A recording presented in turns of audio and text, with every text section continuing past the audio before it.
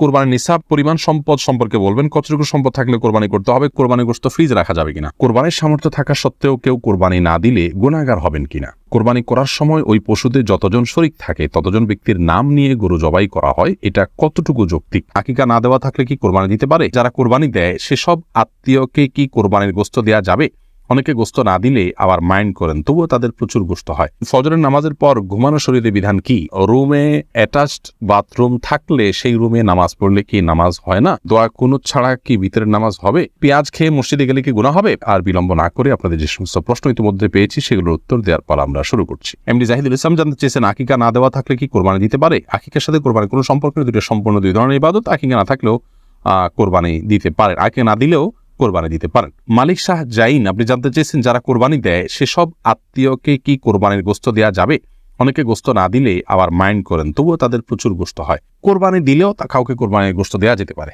কারণ আল্লাহ রাব্বুল আলামিন কোরবানির গোশত সম্পর্কে কোরআন কারীমের একাধিক জায়গায় বলেছেন যে নিজে খাও এবং যারা অভাবী নন তাদেরকে অন্য মানুষদেরকেও দাও, যারা অভাবী মানুষের কাছে চায় তাদেরকেও দাও।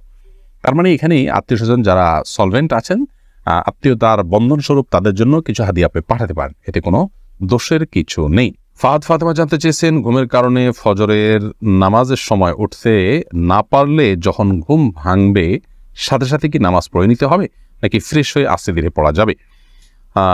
এক্ষেত্রে রাসূল আকরাম সাল্লাল্লাহু আলাইহি ওয়াসাল্লামের যে হাদিস রয়েছে সেটি হলো, মান নামা আন সালাতিন আও নাসিহা ফালইউসাল্লিহা ইযা যাকারাহা ফাইন্না যালিকা ওয়াক্তুহা। যে ব্যক্তি ঘুমিয়ে পড়েছেন এবং ঘুমের প্রাবল্যের কারণে সালাত মিস হয়েছে কিংবা ভুলে গেছেন, এরকম ব্যক্তি যখন স্মরণ হবে অথবা ঘুম থেকে যখন জাগ্রত হবেন তখনই সালাত আদায় করবেন, সেটাই তার ওয়াক্ত।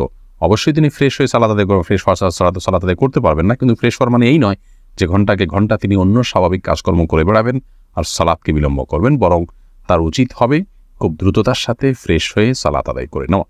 এরপরে মাজারুল ইসলাম জানতে চেয়েছেন, হারানো টাকা কি করব, মালিককে অনেক খোঁজাখুঁজির পরেও পাই নাই, যদি পরিমাণ অনেক অল্প হয় আপনি গরিব হলে আপনি নিজে খেয়ে ফেলতে পারেন অথবা অন্য কাউকে দান করে দিতে পারেন, আর যদি অনেক বেশি হয় তাহলে যথেষ্ট খোঁজাখুঁজি করার পর, যথাযথ উপায়ে খোঁজাখুঁজি করার পর, বিজ্ঞপ্তি দেওয়ার পর, আশেপাশে ঘোষণা দেওয়ার পর কোনোভাবে পাওয়া না গেলে পাওয়ার আশা ছেড়ে দিলে আপনি এই টাকাটা কোনো গরিব দুঃখীকে দান করে দিতে পারেন।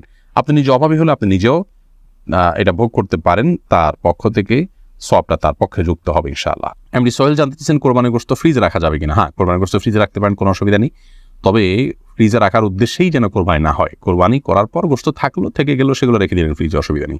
ইসমাইল দেওয়ান জানতে চেয়েছেন, পেঁয়াজ খেয়ে মসজিদে গেলে কি গুনাহ হবে। পেঁয়াজ বলতে কাঁচা পেঁয়াজ যদি খান, কাঁচা পেঁয়াজ খেয়ে সেই অবস্থায় মসজিদে যাওয়া নিষেধ, হাদিসে স্পষ্ট নিষেধ আছে। তার কারণ হলো মসজিদে ফেরেশতা থাকে, অন্য মানুষরা আছেন, কাঁচা পেঁয়াজ খেলে মুখে দুর্গন্ধ হয়, সে দুর্গন্ধ নিয়ে মসজিদে গেলে আশপাশের লোকদের কষ্ট হবে, ফেরেশতাদের কষ্ট হবে, সেজন্য হাদিসে নিষেধ আছে। অতএব কাঁচা পেঁয়াজকেও খাওয়ার পর ভালো করে মুখের দুর্গন্ধ দূর করে, সেটি অন্য কিছু খেয়ে হোক, ব্রাশ মেসওয়াক ইত্যাদি হোক, যেভাবে হোক, অন্য কোনো উপায়ে মুখের দুর্গন্ধ দূর করে তারপর তিনি মসজিদে যাবেন। মিজানুর রহমান শামীম আপনি জানতে চেয়েছেন, কোরবানির সামর্থ্য থাকা সত্ত্বেও কেউ কোরবানি না দিলে গুনাহগার হবেন কিনা। উত্তর হলো, কোরবানির সামর্থ্য না থাকা সত্ত্বেও যদি কোরবানি না দেন তাহলে তিনি গুনাহগার হবেন। ইমাম আবু হানিফা রাহিমাহুল্লাহ তাঁর মত অনুযায়ী যেটিকে ফলো করেন আমাদের দেশের বেশিরভাগ উলামা ইকরাম, আর আরাবিয়ান স্কলারদের মধ্য থেকে সৌদি আরবের উলামা ইকরাম বিশেষত, তাদের এক্ষেত্রে দৃষ্টিভঙ্গি ভিন্ন রকম। তারা মনে করেন কোরবানি এটি একটি সুন্নাহ আমল, যার কারণে কোরবানি যদি কেউ সামর্থ্য থাকার পরও না করেন তাহলে তিনি সুন্নাহ তরক করলেন, একটি সুন্নাতে মুআক্কাদা বা গুরুত্বপূর্ণ একটি সুন্নাহ তরক করলেন, সন্দেহাতীতভাবে তিনি ক্ষতিগ্রস্ত হলেন, কিন্তু তিনি বড় ধরনের কোনো গুনাহগার হলেন না। যেমনটি আমাদের উলামা ইকরাম মনে করেন ওয়াজিব তরক করার গুনাহগার হবেন সামর্থ্যবান ব্যক্তি কোরবানি না দিলে। আমাদের উলামা ইকরামের দলিলটি অত্যন্ত সমৃদ্ধ। এক্ষেত্রে নবী সাল্লাল্লাহু আলাইহি ওয়াসাল্লাম বলেছেন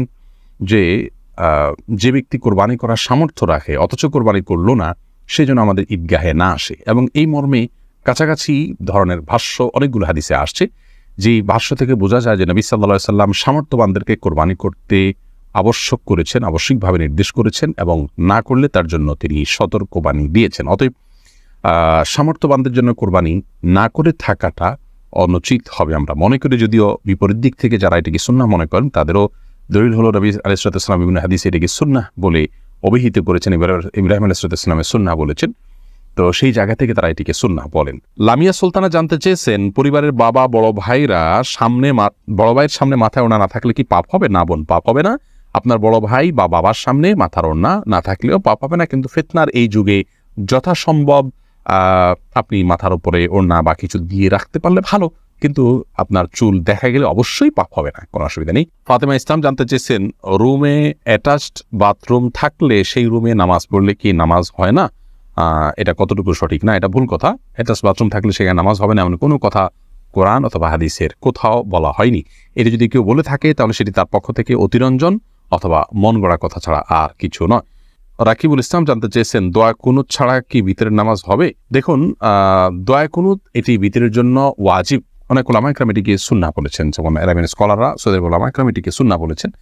তো সাধারণ এবং স্বাভাবিক অবস্থাতে বিতরের নামাজ এটিতে দোয়া কুনুত পড়া উচিত এবং কোনো কারণ ছাড়া দোয়া কুনুত ছাড়া নামাজ পড়া উচিত নয়। হ্যাঁ, কেউ নমুসলিম হলেন, তিনি জানেন না, তাহলে তার জন্য জায়েজ আছে। বিকল্প হিসাবে তিনি যে কোনো দোয়া ওই জায়গায় দাঁড়িয়ে করলেন আল্লাহর কাছে, তাতে ইনশাআল্লাহ বিদিনিল্লাহ তার বিতিরের সালাত আদায় হয়ে যাবে, কিন্তু এটাকে নিয়ম বানিয়ে নেওয়া উচিত নয়। এরপরে যে প্রশ্ন আমি দেখতে পাচ্ছি, তাহলে এমডি সাইদুর রহমান আপনি জানতে চেয়েছেন, কোরবানি করার সময় ওই পশুতে যতজন শরীক থাকে ততজন ব্যক্তির নাম নিয়ে গরু জবাই করা হয়, এটা কতটুকু যৌক্তিক? ভাই সাইদুর রহমান, কোরবানি যেই কয়েকজন ব্যক্তির তরফ থেকে করা হয় তাদের প্রত্যেকের নাম উল্লেখ করা এটি আবশ্যক নয়। আপনারা যখন 2 জন, 5 জন, 7 জন বা 6 জন, যে কোনো সংখ্যক, সর্বোচ্চ 7 জন, এর ভিতরে যে কোনো সংখ্যক মানুষ একটা পশুতে আপনারা যখন অংশগ্রহণ করছেন এবং প্রত্যেকের একটা নির্দিষ্ট হিস্সা থাকছে, কোনো ভাঙতি হিস্সা থাকছে না। এমন না যে একটা গরুতে 7টা শেয়ার, একটা শেয়ার 2 জন মিলে নিলেন, এরকম কোনো অপশন নেই, সুযোগ নেই। অথবা একটা শেয়ার মিনিমাম 1 জন নিলেন অথবা একাধিক শেয়ার নিলেন।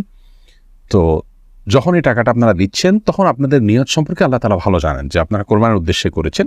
এখানে আলাদা করে তাদের নাম উল্লেখ করতে হবে, জপতে হবে, এমনটি আবশ্যক নয়। যদিও কোরবানি করার পর এটি বলা সুন্নাহ যে আল্লাহ, এই কোরবানি যেটি হলো এটিকে অমুক অমুক অমুক ব্যক্তির তরফ থেকে আপনি কবুল করে নিন। এভাবে যদি উচ্চারণ করা যায় ভালো, আর না হলে এভাবে সংক্ষেপে বলা যেতে পারে, আল্লাহ, আমরা যারা এই কোরবানিতে শরীক হয়েছি তাদের সবার তরফ থেকে আপনি ঠিক কবুল করে নিন। আলাদাভাবে নাম জবাটা আবশ্যক নয়, যদিও পরে নাম উল্লেখ করে তাদের তরফ থেকে কবুলের দোয়া করা যেতে পারে এবং মুস্তাহাব, সেটি করলে ভালো। তাওহীদুল ইসলাম সজীব জানতে চেয়েছেন, গোপনাঙ্গের লোম পরিষ্কার করলে কি গোসল ফরজ হয়? না, এর সাথে গোসল ফরজের কোনো সম্পর্ক নাই। বড়জোর অজু করে নেবেন, পরিষ্কার পরিচ্ছন্ন হবেন। এমডি ওমর ফারুক জানতে চেয়েছেন, ফজরের নামাজের পর ঘুমানো শরীরে বিধান কি? এটি জায়েজ আছে, তবে অনুত্তম কাজ। নবী করিম সাল্লাল্লাহু আলাইহি ওয়াসাল্লাম দোয়া করেছেন, আল্লাহুম্মা বারিক লি উম্মতি ফি বুকুরিহা, আল্লাহ আমার উম্মতের জন্য সকালের সময়টাতে আপনি বরকত দান করুন। অতএব সকালের সময়টাতে না ঘুমানো উচিত বা উত্তম। কেউ অসুস্থ থাকলে ভিন্ন কথা, বৃদ্ধ হলে ভিন্ন কথা। তবে যদি কেউ ঘুমান, তিনি কোনো বড় গুনাহ করেছেন, অপরাধ করেছেন, এই লেভেলের সমস্যা নয়, অনুত্তম আর উত্তমের বিষয়টি এতটুকু।